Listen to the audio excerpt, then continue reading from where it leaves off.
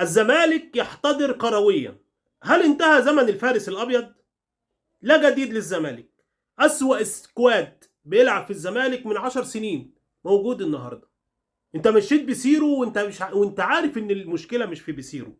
المشكله عندك انت. المشكله في فشلك. المشكله انك مش عارف تجيب صفقات. المشكله ان كان عندك اهم لاعب في الزمالك وما رضيتش تبيعه ب 6 مليون دولار واستنيت لما مشي منك ببلاش لانك فاشل.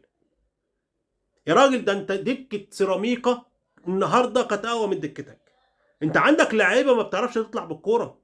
انت عندك لعيبه ما بتعرفش توقف الكوره. انت بقى املك في الملعب النهارده في لاعب واحد عنده 40 سنه. تخيل. عشان كده طالب منك تجديد ب 35 مليون. اللاعب ده لو في فريق تاني كان مشاه. انت مش متخيل. ولا جديد تحت الشمس.